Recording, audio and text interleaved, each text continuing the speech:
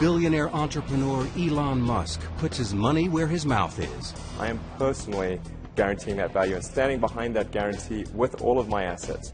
His greatest asset is his ability to take this big, big dream and make other people believe that it's true. The determined engineer's big dreams transformed 3 industries. I'm just wishing to any entities that are listening, please bless this launch. You know, here's an immigrant from South Africa coming to America to say, you know, NASA, that whole rocket thing you're doing with the space shuttle, I've got a better way. His better way meant risking everything. We had maybe about a week's worth of cash in the bank, or less. I had to make a choice then that either I took all of the capital that I had left from the sale of PayPal to eBay and invest that in Tesla, or Tesla would die. Others weren't so willing to take a chance on him or his companies. You put $90 billion, like 50 years worth of breaks into solar and wind, to Solyndra and Fisker and Tesla and Enter1. I mean, I had a friend who said you don't just pick the winners and losers, you pick the losers. It's very unlikely that the Tesla investment is ever repaid to the taxpayers. Electric vehicles are really not possible in ways that would be effective for most consumers still.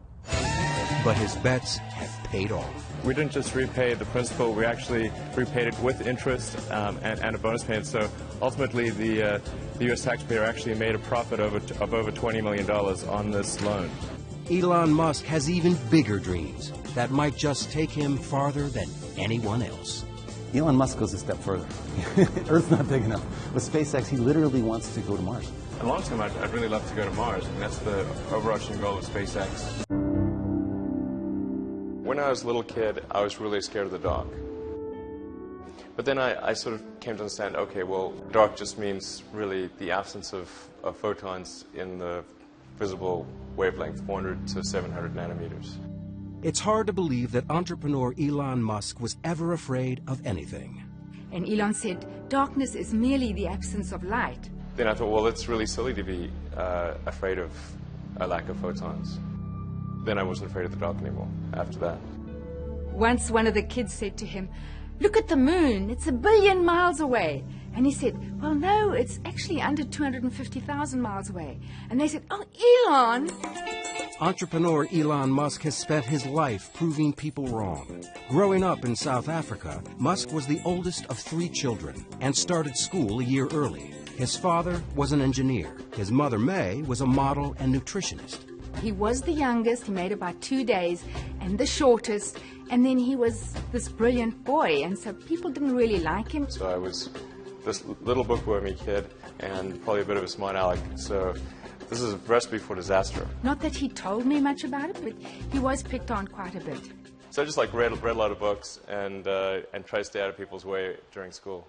And so his social life was much less than my other 2 kids, and that's a typical nerd. I read all the comics I could buy or that they'd let me read at the bookstore before chasing me away. I read everything I could get my hands on from when I woke up to when I went to sleep.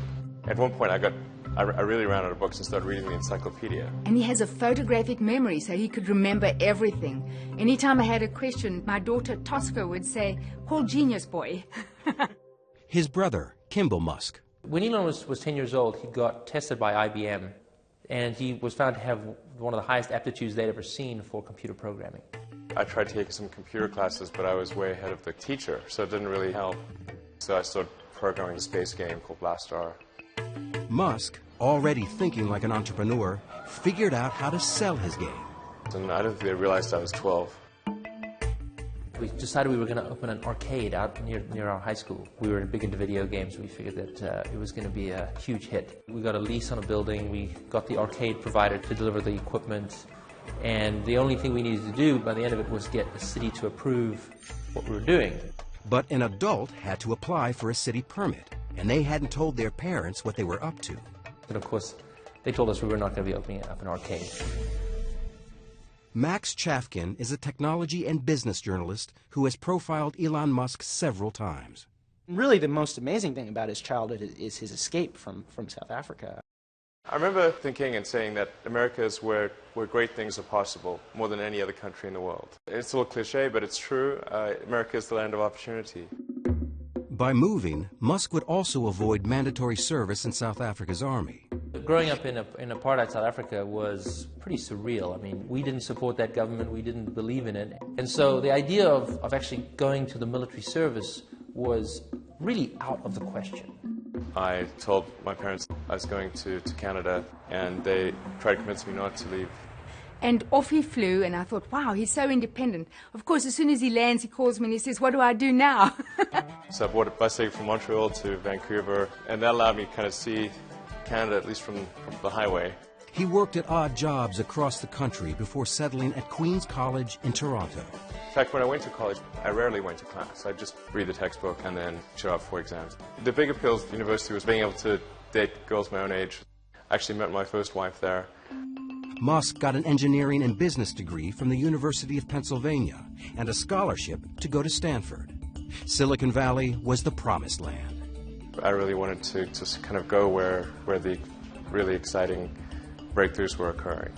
Elon had this ability to look at the world and go, this is a real problem that's going to happen in 20 years. He looked around and he saw that the world-changing stuff was not happening at Stanford. I didn't even go to class. I called the chairman of the department and said, I'd like to try starting this internet company. It probably won't succeed, and so when it fails, I want to make sure that I can still come back.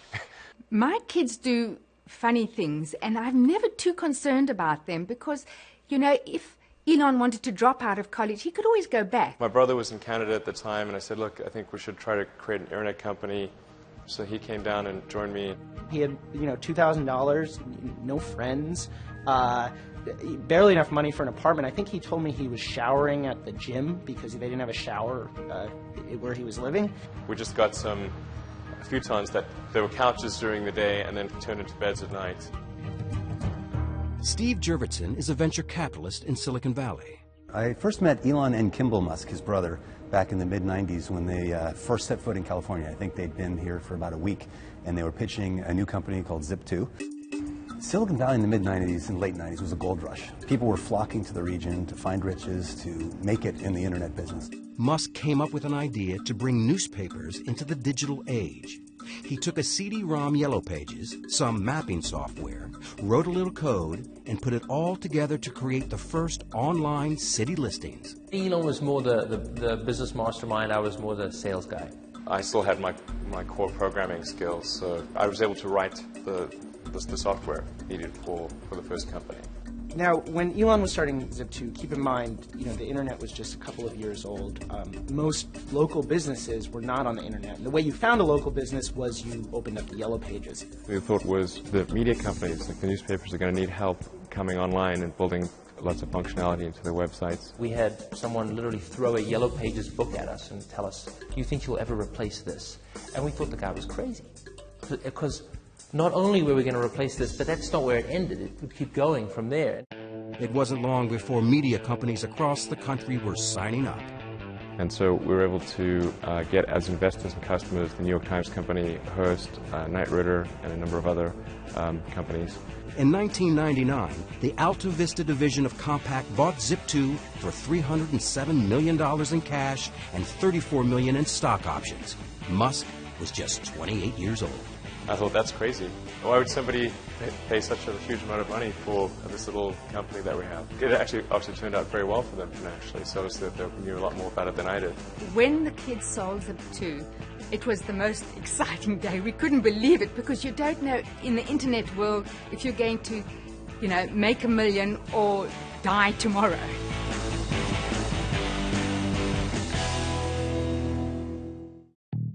In February 1999, Elon Musk sold his first company. At 28, he joined the ranks of Silicon Valley millionaires. Zip2 was acquired by Compaq for a little over $300 million, and I made, I think, about $21 or $22 million as a result of that, which was a phenomenal amount of money for me. It was obviously a financial windfall. It was super fun to go out and buy some cool toys. There is, gentlemen, the fastest car in the world. One of his first things to do is go out and get a big sports car. He comes from a family that really enjoys racing in vehicles, and he got one of the highest performance cars money could buy at the time. It was a McLaren F1. And proceeded to enjoy that around the Bay Area, let's say, the number of adventures and risk-taking moves with his driving. While I'm sure it felt wonderful to have all this money and to have people recognizing success, I think he was also frustrated that this company hadn't become as great as he wanted it to be. It hadn't changed the world. It had just slightly altered the course of newspaper history, which I think from his point of view is kind of a piddling accomplishment. So I certainly had the choice at that point of retiring and buying an island somewhere and severing my ties, but that was not of interest to me at all. There really wasn't a choice of we weren't going to do anything. It was just really what we were going to do next. In Elon's case in particular, it was really just a stepping stone. The goal in doing my second internet company was to create something that would have a profound effect. And it seems to me that the financial sector had not seen a lot of innovation on the internet. And money is really just an entry in a database. And it's low bandwidth. It seems like it's something that should lend itself to innovation. He was very rich. I mean, just more money than most people could dream. And he took almost no time in between that sale and starting the company that became PayPal. Musk's new company created something we take for granted today. It changed the way the world buys things, the way money is transferred from one person to another. At the time, transactions were very slow. People would have to mail checks to each other, so it could take weeks just to complete a single transaction. With his windfall from the sale of Zip2, Musk quickly turned around and founded X.com to make electronic cash transfers possible. But his new company collided with a rival mobile payment company called Confinity. And they were really competing against each other, and the real enemy at the end of the day was eBay. We combined our efforts in order to compete effectively against eBay's built-in system. They called the new company PayPal. When he looked at PayPal, his goal was not to create a place you could do person-to-person payments. His goal was to transform the financial industry.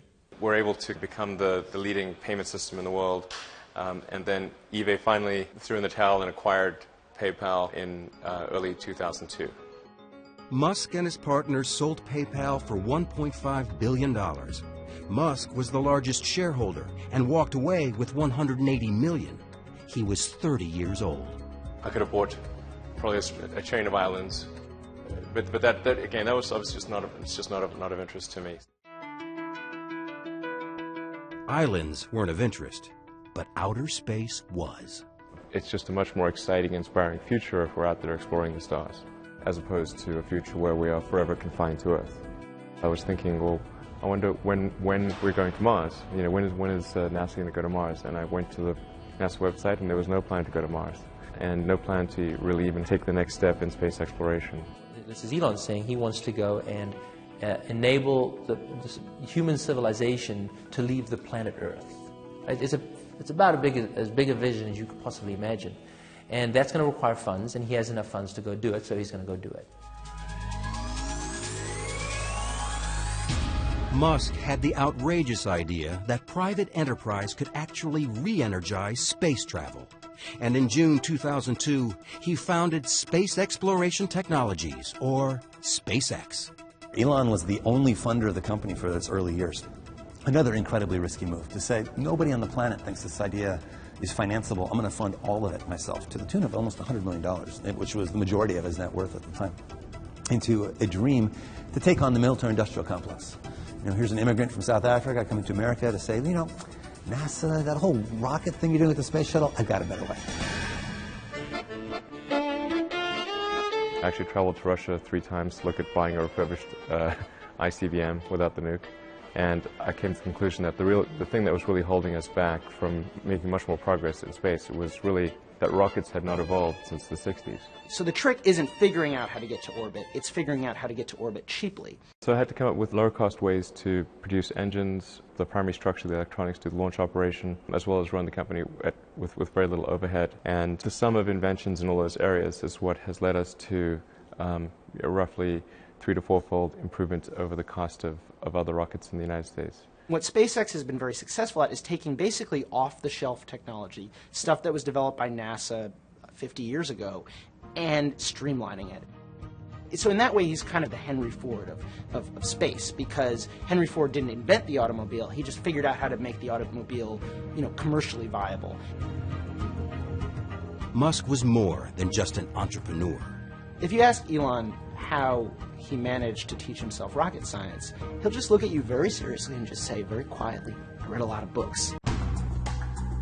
32-year-old Elon Musk had his next big idea at his family's annual visit to Burning Man, the counterculture desert happening. Although still fascinated by rockets and fast cars, he wanted to find a way to end Earth's addiction to fossil fuels. I was one that suggested the idea of going into the solar power arena to Lyndon and Peter Wright, my cousins. He basically hands this idea to his cousins and says, "If you want to start this, I will fund you, and it'll be your company, but I'll be the chairman." And they say, "Okay," and it works almost perfectly. What they've figured out is that if you sort of do 100 things 10% better in the area of solar cell installation for homeowners, you can dramatically consolidate an industry that's currently a bunch of mom and pop shops. So what Solar City did was they said, how about no money down? You want solar cells? We'll just put them in. You don't pay a cent. Right? It's like leasing a car, but even better. Solar City started in 5 western states and soon grew into the largest solar service provider in the U.S. The solar cells keep going. Solar City then owns those at the end of the lease. So it's a fascinating business model where in the long term they may become the largest energy generator in America off all of these rooftops. But renewable energy was just one part of a much bigger goal. Musk had a more ambitious plan for a sustainable future. He had this idea that he wanted to make electric cars, help humanity get off fossil fuels. And so Solar City is about sustainable energy creation, whereas Tesla is about sustainable energy consumption. In April 2004, Musk helped launch Tesla with $6.3 million of his own money. It was the first auto industry startup in decades and the only one born in Silicon Valley. And it's really pretty simple. It's, make a high-priced car at low volume, because that's essentially the only thing we could afford to do. And then step 2 is a medium-priced car at medium volumes, and step 3 is a low-priced car at high volumes. Tesla's plan was to introduce a high-end, high-performance product to first attract outliers, then make an affordable car for the masses. Tesla's co-founder and first CEO, Martin Eberhard. We expect to change the way people think about electric cars with this car, and that we hope to open the market for us to sell other electric cars. But we also know that if you start off by saying, let's first change human nature and make everybody drive crummy little cars, that doesn't work. So instead, let's build a car that people want to drive. Let's build a car that's hot and desirable and beautiful, and convince people that driving an electric car is not a compromise. This idea of actually going in and putting it in a high-end car and breaking the mold of what an electric car was exciting. This is no longer going to be a golf cart. This is going to be a Ferrari. Any cops watching? Nope. Coast is clear. When we first saw Tesla, it had a good explanation for how they get to market without having to spend exorbitant amount of money, how they would create a brand and an object of desire in consumers, and each part of the story clicked together. He talked about Silicon Valley smarts being able to show Detroit how to do something that Detroit didn't think was possible. It's batteries, it's drive electronics, it's electric motors. Those are skills that are present in Silicon Valley and not present in Detroit. Tesla's revolutionary technology for the Roadster started with a computer battery as the power source for the automobile. J.B. Straubel, Tesla's chief technology officer, was the main designer of the electric powertrain. For the first time, it was possible to drive over 200 miles and have performance that was directly competitive with what a gasoline car could do. And Tesla was the first company to take those principles and put that into practice and try it. California Governor Schwarzenegger showed up for the Roadster's 2006 coming out party. I test drove this one, it's hot. He bought one. So did Leonardo DiCaprio and George Clooney. But could Musk sell regular customers on his idea? At that time, there was very little activity in the auto industry in electric vehicles. We were in the age of the large SUV. So it was a little unusual to hear about this company in California that was planning to come to market with a high-end all-electric sports car.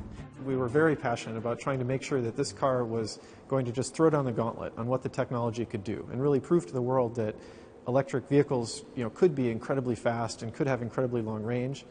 There was kind of a sense of adventure, doing these things for the first time and doing it in a really scrappy way. We did some of the very first battery packs in my garage in Menlo Park before we actually were able to rent a real office. The big issue for Tesla, as with all electric cars, has been the batteries, their cost, and how long they last. Eric Noble is president of CarLab, an automotive consulting firm that evaluates new cars and trucks. American consumers are very ready for battery electric vehicles. Unfortunately, battery electric vehicles aren't ready for American consumers. The first results at Tesla seem to support this gloomy forecast. Tesla, when we first started out, the thought was simple and really, obviously, in retrospect, quite naive, which was to make use of some technology that we develop ourselves, but also some technology that we'd license from AC propulsion, put that together and create an electric sports car that would be compelling. So, let's see, where did that fall apart? It fell apart when the team told Musk that the projected cost had skyrocketed from $65,000 to $140,000. As the problems mounted, Musk faced a do-or-die decision at Tesla. He would have to choose between investing his PayPal payoff or let his new company collapse. And Elon was looking at this and saying, the dream is still there, but oh my gosh, what have I got? I've got to get this under control. By 2007, Tesla was running out of money, fast. No one wanted to step up to save the unproven automobile startup. Elon Musk had to take the leap alone. We had to make some pretty dramatic changes, essentially recapitalize the business and invest about twice what we'd originally expected. What we originally expected as the outer limit. Basically, Tesla got to this point where they only had enough money in the bank for a couple of months, and there's nobody around who are willing to put more money in. So I had to take all of my reserve capital and invest it into Tesla, which was very scary because, it would obviously be quite sad to have the fruits of my labor with Zip2 and PayPal not amount to anything. But there was no question that I would do that in my own mind because Tesla was too important to let die. I'm available 24/7 to help solve issues. Right. Call me 3 a.m. on a Sunday morning, I don't care. We had to go in and make some really hard decisions on personnel changes, and Elon really had to dedicate his time to the company. I want names named. So if someone's always on the hot seat and is always the root cause for problems, they will not be part of this organization long term. It's not okay to be unhappy and part of this company. And so if somebody can't get happy, get divorced. Right. Musk and his board replaced Martin Eberhard, one of the co-founders who had been running Tesla. And I think we kind of really exceeded the level that Eberhard could handle. And that became apparent in 2007. We either were going to have to shut the company down or Elon was going to have to take over as CEO. It was actually a process of building a company as well as building a car. A lot of people that fit in very well with a company when it was extremely small, didn't end up fitting in as well when it was larger. Eberhard didn't go quietly. He sued Musk for libel, slander, and breach of contract. I believe that I was scapegoated to take the blame for the programs that were not run well. Musk resolved the disputes through mediation, but his company was in serious financial trouble. In September 2007, Musk flew to Germany with a scheme to raise extra cash by forging an alliance with Daimler-Mercedes. Daimler is the company that invented the internal combustion engine car, the maker of Mercedes, Smart, and their endorsement carries a great deal of weight. So that was just a very important moment. He had to convince the company that Tesla could supply battery packs for its cars. They were skeptical. Really, the key thing with Daimler was to demonstrate hardware that worked. If they can't touch it, they can't drive it, it's not particularly real. He pushed his team to retrofit a Daimler smart car with Tesla's electric motor. But first, they had to find one. The challenge of converting a smart car to electric was doubly difficult because we couldn't find a smart car. The smart car was not for sale in the United States, so we had to send somebody down to Mexico to buy a smart car, bring one to the US, and then the smart car is really tiny, so we had to fit a motor and power electronics and charger and everything in the smart car. The challenge was daunting. To replace the smart car's gas engine with a Tesla drivetrain and battery, fit it in the tiny space under the hood, and do it all in less than 4 weeks. We didn't have much time at all. We knew that from the beginning, and we kind of prepared for almost battle and set up a war room in the shop. They worked around the clock, stealing naps on the factory floor, right up to the deadline. the Daimler executives arrived not at all convinced that it made any sense to work with an American car company, let alone a little tiny American car company in Silicon Valley. While waiting for Daimler's decision, Musk brought in one of the world's leading automobile designers to help create his next project, a modern and sexy family sedan, which he called the Model S. Originally with Model S, I thought, well, let's have Henrik Fisker, who had a design studio, do the styling. We paid him a pretty good sum of money to do that. Curiously enough, the designs that he worked on, that he came up with for us, were terrible. And what he didn't tell us was that he was actually working on a competing car company. Tesla officials claimed that perhaps Henrik had come in to learn what Tesla was doing, while all along he was planning to form his own company, do his own vehicle. We were pretty upset with him for basically taking what were at the time the original specifications for the Model S and then going and shopping a business plan to create that same car. Tesla sued him, he sued Tesla, and there was all kinds of, infighting. Henrik Fisker wouldn't grant Bloomberg an interview, but he told us that, "I believe there is enough space in the market for several new car companies that pursue a new type of electrified powertrain with different philosophies." In November 2008, the court ruled in Fisker's favor. It was a setback for Musk, who was also going through a tough time personally. After 8 years of marriage and 5 children, Elon and Justine Musk divorced. I got divorced, personal life in somewhat of a shambles, and in addition getting attacked by some in the media, my ex-wife, every bad thing you could imagine. There was more bad news when his bold space transport company SpaceX again failed to get a rocket into orbit. The first launch didn't get very far, got about a minute up, and then there was an engine fire, and that was it. The second flight actually did make it to space, but not to orbit. And then also with Flight 3, we didn't get all the way to orbit. He started saying, "I've got enough money for 3 cracks at it." He put $100 million of his own money, and he sort of hinted at the idea that after 3, if he didn't make it, it would be over. SpaceX would die. Musk burned through the $100 million he had sunk into SpaceX. Now he was on his way back to the drawing board. 3 days after the failure, he announced, first that he knew what was wrong.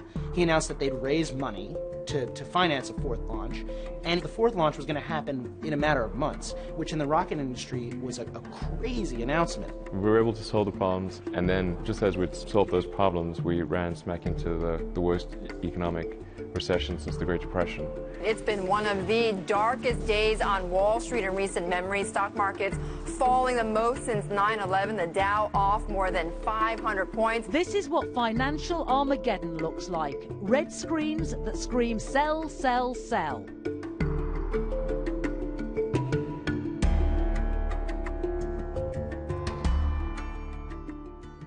It was a week that shook Wall Street and indeed the world. And a realization that the economy may still head into a deeper downturn. As 2008 drew to a close, Elon Musk faced the worst crisis of his career. All 3 of his companies appeared to be in free fall. The worst point was probably just the weekend before Christmas in 2008. We had the economic tsunami take place and made things even worse. If it wasn't needed, we had to shut it down and just figure out how do we get through this dark period and not go bankrupt. General Motors shares falling to more than a 20-year low after Goldman cut the automaker's rating to sell on a worsening sales outlook. That was tough. It was obviously an economic period that saw the bankruptcy of General Motors and Chrysler, and there we were, a young company selling a very optional car. It was really people don't need a $100,000 sports car. And they certainly wouldn't want one getting poor reviews. He sued the BBC to block reruns of the show. The case was later dismissed. But things would get even tougher. His energy company, Solar City, foundered. The bank that had backed their leases pulled out of the deal. I certainly did not anticipate that we would have the worst economic climate since the Great Depression, and one which was disproportionately bad for cars. I mean, General Motors went bankrupt. I mean, General effing Motors, you know? Musk was in the fight of his life. We had maybe about a week's worth of cash in the bank, or less, and there was just very little time left in the year to resolve these things. I mean, there were like 2 or 3 business days left in the year. I never thought it was possible for me to have a nervous breakdown, but if it was possible for me to have a nervous breakdown, that was about as close as I was going to come. When Elon was going through his sad period, I was so sad. I felt like I had a hole in my heart. And there's nothing you can do. You just hurt so much. And I just didn't see him getting out of it. He was just so sad. And then the next thing I get this call saying, "Ma, you can't believe it. I've met a wonderful woman." The one bright spot was meeting Tallulah Riley, a British actress who had never heard of Tesla, SpaceX, or Elon Musk. They married in 2010. I thought he was some sort of hapless engineer that had wandered into a London club, and he just looked so forlorn. He was sort of just sat in a corner on his BlackBerry, and he just looked really out of place and sad. I was, trying to be very sweet to him and sort of humouring him, going, "Oh yes," when he was going, "This is my rocket, and this is my car." Musk's personal life was looking up, and the future of SpaceX was finally taking off. We have liftoff. The 4th attempt to launch the Falcon 1 was a huge success. And 3 months later, NASA rewarded SpaceX with a $1.6 billion contract to resupply the International Space Station. But Musk had no time to celebrate. Tesla was on the verge of financial disaster. I had to make a choice then that either I took all of the capital that I had left from the sale of PayPal to eBay and invest that in Tesla, or Tesla would die. The company is really teetering on the brink of failure. And there's this board meeting late in 2008 where they're discussing what's going to happen. And Elon just says, "Well, I'm going to raise a $40 million round to keep the company going." And the board members are kind of wondering, well, how's he going to do that? And he says, "I'm going to put it all in myself." And that incredible braggadocio confidence catalyzed a change in people's opinion. And we and everyone else around the table was like, "Oh my gosh, we want to be part of this. We want to get as much of this investment as we can."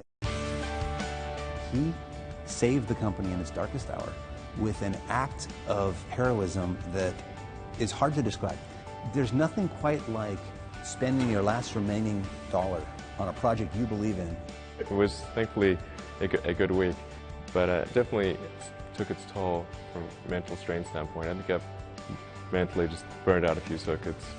Just after his emergency cash infusion came the news they desperately needed: a $40 million deal with Daimler for smart car batteries. Daimler later added $50 million for 10% of the company. Determined not to repeat past mistakes, Musk focused on bringing his family car to life. So I decided, look, we really need to have our own design studio, and that's when I hired Franz von Holzhausen to design the Model S. His green agenda was irresistible to von Holzhausen, a legendary figure in car design who had already revolutionized the looks of VW, GM, and Mazda. He's completely passionate to really rid the world of this addiction to fossil fuel. And that was something that he talked about from the very first conversation that we had. With a new team in place, Musk completely revamped the look of the Model S. A sedan doesn't have to be a brick. It doesn't have to be a big blocky car. We wanted to bring this kind of passion and feeling back to this marketplace. The architecture of Model S is really similar to a skateboard. The floor of the vehicle is the battery pack, and the motors between the rear wheels, and everything above that is the opportunity space. In March 2009, Musk unveiled the prototype for the Model S. It could hold 7 passengers and as much luggage as a station wagon. But to build it, he knew he needed a piece of the U.S. government's new $7.5 billion loan program to support alternative energy vehicles. In order for Model S to truly be successful, it was important that the loan come through it. The government funding was controversial. The New York Times writer Randy Strauss called the program the bailout of very, very high net worth individuals who invested in Tesla Motors Act. Musk struck back. Randy Struss is a huge douchebag. And an idiot. Okay? It wasn't a bailout, but a loan. The Obama administration agreed to lend Tesla $465 million to mass-produce the Model S, a move that astounded many in the industry. It's very unlikely that the Tesla investment is ever repaid to the taxpayers. Electric vehicles are really not possible in ways that would be effective for most consumers still. This is just the religion of electric vehicles, and like Jonestown, that religion will come to an end. There are most certainly people who want to see Tesla fail because it is an attack on the mainstream car industry. Of course, the biggest impact that Tesla will have is not the cars that we make ourselves, but the fact that we show that you can make compelling electric cars that people really want to buy. The government loan came with a challenging condition. To get the money, he had to first find a place to build his electric car. Tesla burned through $300 million since 2003. Elon Musk needed to get his Model S into production fast. Ever the risk taker, he took another giant gamble, purchasing a plant in Fremont, California, abandoned by Toyota. The dream factory location for Tesla was always the NUMMI factory, which was a 50% Toyota, 50% General Motors factory. It's one of the biggest car plants in the world. It's a great location close to Tesla headquarters. The reality is, for very little money, Toyota got an albatross off its books. From an industry perspective, it looked incredibly savvy on Toyota's part and incredibly naive on Tesla's part. Car factories are big pieces of sunk capital. To retool a factory takes a tremendous incremental investment. The acquisition released the government funds to begin production. Despite the fact that Tesla had posted a profit just once since its founding, Musk took his company public in June 2010. The smartest money in the world is betting on Tesla. Not everyone was as upbeat about the company's future. Tesla stock voted by Wall Street as the least likely to succeed. You don't want to own this stock. You don't want to lease it. Heck, you shouldn't even rent the darn thing. There hasn't been an IPO of a car company in America since Henry Ford, and that caught people's attention. Investors ignored the skeptics. Tesla raised $226 million in its IPO. Musk now had the capital to get rolling on the Model S. You just saw on his face this sort of just elation and this feeling like all of this suffering is worth it, and it's real now. 3, 2, 1. Stage 1. Liftoff. Falcon 9 has cleared the towers. In 2010, after winning the $1.6 billion contract from NASA, SpaceX became the first private company to successfully launch and return a spacecraft from orbit. So SpaceX was the first purely commercial ground-up development to reach orbit. The first successful launch at SpaceX was an incredibly emotional time. Falcon 9 Stage 2 and the Dragon capsule are now in orbit around the Earth. I'm just wishing to any entities that are listening, please bless this launch. 3, 2, 1. And 2 years later, in May 2012, it made history as the first privately held company to send a cargo payload to the International Space Station. Back on Earth, the long-awaited launch of Tesla's new sedan was also taking off. It's time to start delivering Model S! The Model S started rolling off the production line, although questions about range and service remained. Let them go! Not everyone was cheering. In a 2012 presidential debate, Republican candidate Mitt Romney blasted President Obama for the government loan to Tesla, lumping Tesla in with other financially troubled green companies. You put $90 billion, like 50 years worth of breaks into solar and wind, to Solyndra and Fisker and Tesla and Enter1. I mean, I had a friend who said you don't just pick the winners and losers, you pick the losers. But Tesla was no loser in the eyes of the automotive industry. The Model S was the first electric sedan to win Motor Trend's Car of the Year. Musk didn't have much time to celebrate. A few months later, the New York Times delivered a devastating review of the Model S. It reported the battery died on its test drive from Washington to Boston and published an image no CEO would want. There was this sad shot of our car on a flatbed, as though that was the only outcome possible for such a drive. And that's just not true. Musk went on the offensive. And lots of people said, oh, you know, it doesn't matter if you're right or wrong, you don't battle the New York Times. And it's like, the hell with that. The battle between the reporter and the renegade CEO ended when the New York Times public editor concluded the reporting was imprecise, but not done in bad faith. But the story didn't affect his bottom line. Remember that loser comment from a presidential candidate about the $465 million government loan? It really feels good to have repaid the U.S. taxpayer. That's really what's important here. And we didn't just repay the principal, we actually repaid it with interest and a bonus payment. So ultimately the U.S. taxpayer actually made a profit of over $20 million on this loan. Tesla repaid the loan 9 years ahead of schedule. Never short on optimism or confidence, Musk made a stunning promise for the nearly $70,000 car. We're guaranteeing that the value of the Model S will be no less than that of a Mercedes S-Class after 3 years. I am personally guaranteeing that value and standing behind that guarantee with all of my assets, not just with Tesla. He has guaranteed free charging for the life of the car and has expanded the charging system across the country. You'll be able to travel all the way from LA to New York just using the Tesla Supercharger network. And the Supercharger system is free. So it's not just free now, it's free forever. That's the Tesla commitment. His commitment to customers has paid off. Since its IPO, Tesla shares were up more than 5-fold. SpaceX and Solar City were also turning profits. And NASA's our biggest and most important customer, but almost 3/4 of our customers are commercial. SpaceX says it has more than $4 billion in revenue under contract. But of all his companies, perhaps the greatest success was the one addressing the world's energy need. Solar City is now the largest solar service provider in the U.S. and has more than quadrupled in value since its initial public offering in December 2012. Solar City has been very, very impressive. I mean, there are, thousands of people with panels on their roofs and lots of big offices. I believe eBay has Solar City panels. So it's having a very big, very visible impact on the world. He really wants to change the world. And in Elon Musk's vision of the future, you'll have clean and renewable sources of energy feeding the grid, and all of our vehicles will run off that. This is really the future. It's something you want to tell stories about. Elon has a self-confidence that is it's breathtaking.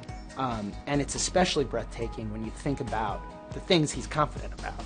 The idea that humanity is going to get to Mars. That not just humanity is going to get to Mars, but that he, in his lifetime, Elon Musk, will get to Mars. Crusader or canny businessman. Named one of Time magazine's most influential people in the world, the risk-taking, multitasking CEO's estimated net worth was $6 billion in June 2013. Divorced for the second time, Musk splits his time between his 5 sons, his companies, and thinking about the future. Just, is it significant? Really, the question is, are things I'm working on, are they really going to matter, or do they have the potential for really mattering?